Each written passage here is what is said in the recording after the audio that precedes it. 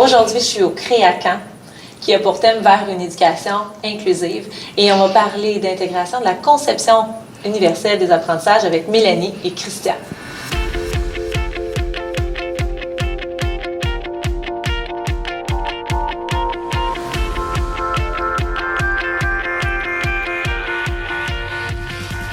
Bonjour Mélanie. Bonjour. Bonjour Christian. Salut.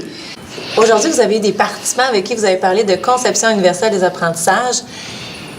Qu'est-ce qu'on doit d'abord en comprendre de cette approche-là? La conception universelle de l'apprentissage, c'est une approche, une philosophie de l'enseignement. C'est pas une stratégie pédagogique. Donc, il faut le voir dans son ensemble, comme l'inclusion de tous les élèves. Donc, chaque élève a un cerveau qui fonctionne différemment. Donc, c'est répondre aux besoins de chacun, mais en réfléchissant d'abord aux barrières que nos cours peuvent présenter. Donc, une fois que les barrières sont identifiées, on peut corriger certaines choses pour que l'élève puisse mieux apprendre et mieux choisir ses stratégies d'apprentissage. Tu as dit barrières et je suis intriguée, je suis curieuse de savoir quelles pourraient être justement ces barrières-là dans un cours.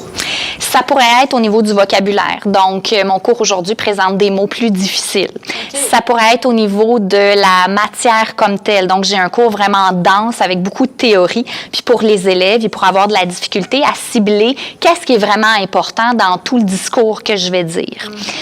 Ça pourrait aussi être parce que j'ai un texte long à lire. Donc, il y a certaines personnes, les élèves dyslexiques ou non, ça peut être un élève qui est fatigué cette journée-là, lire un texte qui a 4 pages pourrait présenter une barrière à ce moment-là. Okay. Donc, je dois prévoir à l'avance comment je peux aider tous mes élèves. Par exemple, en rendant le texte disponible sur une plateforme, puis là, tous les élèves pourraient avoir accès à une synthèse vocale pour faciliter l'accès au texte. Donc, à partir du moment où les barrières sont identifiées, il y a plusieurs stratégies qui peuvent être mises en place pour favoriser, dans le fond, l'apprentissage de chaque élève. Exactement. Okay. Une des barrières, des fois aussi, il y en a beaucoup de barrières qu'on peut identifier en éducation, c'est qu'on fait tomber des barrières. Ouais. Mais si on parle aussi de la façon dont l'élève s'exprime, puis exprime le niveau d'atteinte de sa compétence, des fois qu'on vient imposer un moyen d'expression à l'élève, c'est pas parce qu'il n'est pas compétent, c'est parce que le moyen choisi, c'est un moyen qui ne lui convient pas. Donc, le fait aussi de lui offrir plusieurs façons d'exprimer sa compétence, on vient faire tomber cette barrière-là. Une barrière pourrait être, entre autres, le fait de devoir présenter un concept à une classe de 30 élèves devant tout le monde pendant exactement 3 minutes 30. Là, on vient inclure une barrière de temps, on vient inventer une barrière de structure, tandis que peut-être l'élève, en se filmant ou en dessinant une couverture de journal ou en écrivant un texte ou présentant un petit groupe. En présentant un petit groupe, serait tout à fait en mesure de rendre compte de sa compétence. Donc, offrir, on parlait des moyens de diversifier les moyens de recevoir l'information, mais diversifier aussi les moyens de rendre compte de sa compétence. C'est un des fondements de la conception universelle de l'apprentissage. Wow, OK. Pour favoriser l'engagement de l'élève. Pour favoriser toujours. Notre troisième principe. Oui. Ouais. Donc, c'est le troisième principe. Qui mène à sa réussite, son épanouissement dans son parcours scolaire. Exactement. Un milieu qui souhaite favoriser une éducation inclusive et mettre en place cette approche. Quel pourrait être, par exemple, un bon premier pas pour eux? Je pense qu'un des premiers pas, c'est de s'informer. Donc, c'est de s'informer de tout ce que c'est et c'est de bien définir la notion. Il y a des jeunes qui ont des difficultés qui sont identifiées, mais d'accepter aussi qu'il y a des jeunes qui ont identifié qui sont invisibles. Ouais. Donc, dans notre classe, souvent, l'élève le plus handicapé n'est pas celui qui a un plan d'intervention, n'est pas celui. Donc, ces élèves-là qui ont des besoins qui sont diagnostiqués, c'est des réels besoins qu'ils ont. Mais un élève en deuil, un élève qui est malade, un élève dont les parents sont en train de se séparer, c'est un élève qui n'est pas disponible à l'apprentissage de la même façon que s'il ne se passe rien de concret, rien de spécial dans sa vie. Donc, il faut d'abord accepter de considérer ces handicaps temporaires-là au même type que des handicaps qui sont identifiés et diagnostiqués. Ça, c'est la première chose. Donc, apprendre. Puis, il y a d'autres choses ensuite qu'on peut faire dans un milieu comme créer des communautés d'apprentissage autour de cette approche. Comment est-ce qu'on peut le mettre en place? Tout à fait. Donc, une communauté d'apprentissage, c'est entre 8 et 10 enseignants qui se rencontrent, qui discutent ensemble pour identifier les meilleures façons de présenter leurs cours. Donc, c'est un échange entre eux. C'est une grande humilité pour chaque enseignant d'arriver et de dire, voilà, j'ai un cours qui est particulièrement difficile pour l'élève.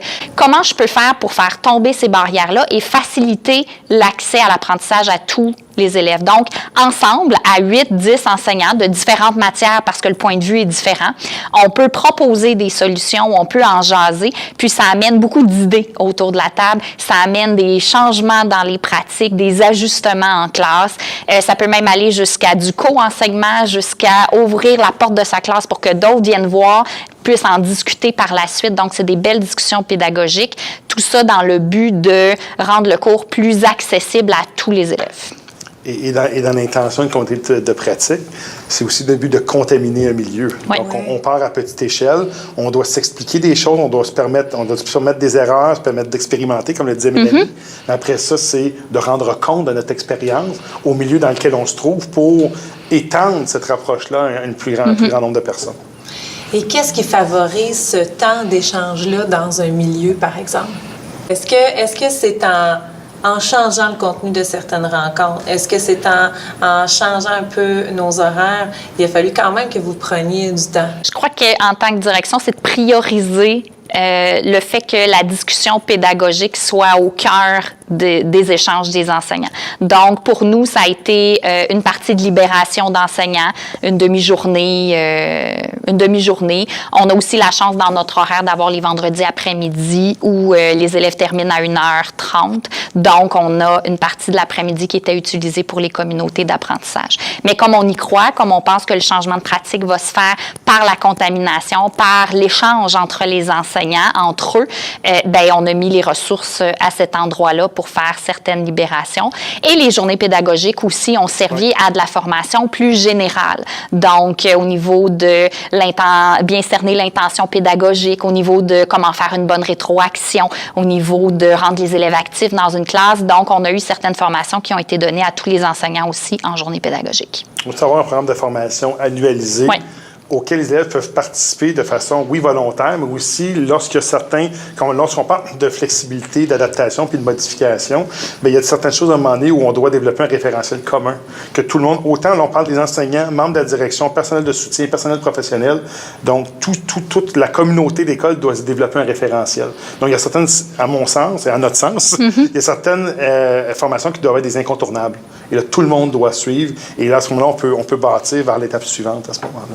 Wow!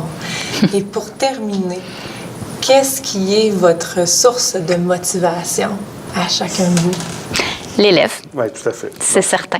Donc, c'est le fait que l'élève, dans cette approche-là, où il va être en mesure de choisir, puis où il se sent respecté dans sa façon d'apprendre, bien, nous, on doit mettre en place des milieux sains et sécuritaires, mais aussi des milieux bienveillants et où l'indice de bonheur, on souhaite le plus élevé. Donc, si ça vient augmenter son indice de bonheur à l'école, bien, nous autres, on est vraiment chantés. Il n'y a rien comme de voir un élève engagé dans une tâche, content, fier de remettre sa tâche à l'enseignant. Donc, pour nous, c'est ça le plus important.